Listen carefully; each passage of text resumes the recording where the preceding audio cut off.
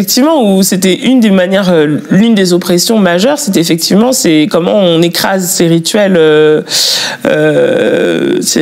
de joie, en fait, d'extase, et comment on amène aussi, comment on fait une mission évangélique, quoi, une mission dite civilisatrice, je dis bien dite, en cassant justement ces espaces d'extase, quoi. Donc, et bon, on pourrait parler aussi des carnavals, etc. Ouais, c'est très juste. Particulièrement, là, tu nous as ramené du coup le livre de Solitude. Qu'est-ce qui t'a fait t'intéresser à cette figure de manière plus précise, et pourquoi tu as voulu lui consacrer un livre, et notamment parler de son enfance en plus, puisqu'il a écrit l'enfance? Alors, Solitude, pour faire court, tu peux faire long. Je rencontre l'histoire de Solitude en Guadeloupe en 1999. J'étais à l'inauguration de la première statue qui lui a rendu hommage. Cette statue est en Guadeloupe, au boulevard des Héros, aux Abîmes, et la statue est enceinte, parce que Solitude a été pendue par la France le 29 novembre 1802. Elle était enceinte. En fait, elle a été capturée au mois de mai, lorsqu'il y a eu la guerre de Guadeloupe. Et comme elle était enceinte, et ce qu'elle avait dans le ventre pour les colonisateurs, c'était quelque chose qui avait de la valeur. Donc ils ont attendu de la faire accoucher, et d'après les sources, ils l'ont pendue le lendemain.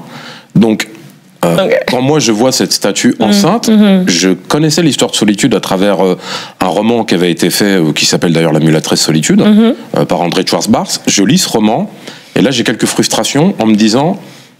Mais finalement, on la connaît pas si bien que ça, parce que Solitude, on ne trouve des sources sur elle que dans le roman, enfin c'est pas un roman, c'est plutôt un essai de l'historien Auguste Lacour, qui était magistrat en Guadeloupe, qui a écrit en 5 volumes l'histoire de la Guadeloupe, et il dédie 15 lignes à peu près à Solitude, en disant simplement que c'était une folle, qui agitait une épée au-dessus de sa tête pour encourager à la révolte. C'est toujours des folles, de toute façon. Et qu'elle a été pendue. Alors moi je me suis dit que réduire une femme qui vient à la potence en ayant accouché juste avant, à ça, c'est triste.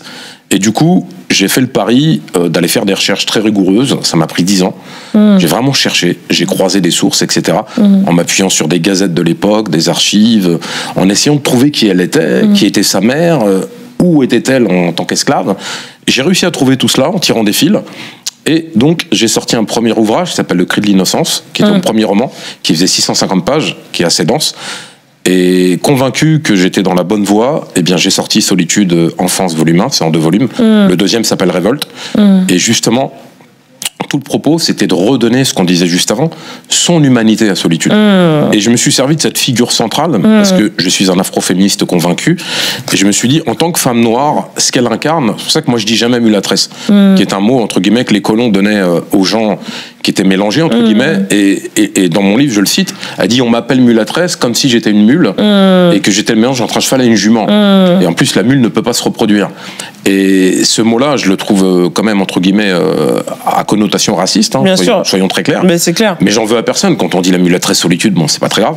Néanmoins, dans les hommages qui lui sont rendus, ils ont fait une statue d'elle, c'est la première femme noire, qui est une statue à Paris, qui est dans le 17e arrondissement, qui a été faite en 2022. Il y a un timbre qui a été fait. Ah ouais, je savais même pas ça. Oui, il y a un timbre que la Poste a édité. C'était pour son anniversaire 1802-2022. D'accord. Et du coup, il n'y a aucun ouvrage vraiment très sérieux. Il y a une BD qui avait été faite, bon, des choses. Et moi, je me suis dit, bon, ok, ce qui a été fait, ça a été fait. Moi, j'ai fait injecter de l'histoire, parce que je suis historien, bien sûr, de la vérité historique, mais au-delà de ça, me servir de Solitude comme catalyseur pour parler des autres femmes qui avaient autour d'elle. Parce que dans Solitude, on parle de Solitude, mais on parle aussi de sa mère, Ayomide, enlevée au Bénin, à l'époque c'était le Dahomey. On parle de sa mère qui est violée sur le navire négrier et qui arrive en Guadeloupe enceinte de Solitude. On parle de Josiane qui va l'accoucher, on parle de Thérèse, de Sabette, qu'on grandit avec elle. On parle de Marie-Rose Toto, la femme de Louis Delgrès, qui est un héros de la Résistance, qui va être conduit à la potence avec les jambes brisées, on va la porter. On parle de toutes ces femmes, justement, qui ont contribué à l'essor de la révolte. Parce que, vous savez, je le répète, enfin, pardon, tu le sais, on va se tutoyer, c'est mieux. Je le répète souvent, et souvent on ne m'entend pas. C'est pas audible. On dit toujours que c'est Victor Schœlcher qui a fait l'abolition en 1848, mais la vérité est ailleurs. Ce sont les nègres marrons, les résistants. Bien sûr. Solitude était une marron. Toutes ces femmes étaient des marrons. Et il y avait beaucoup de femmes.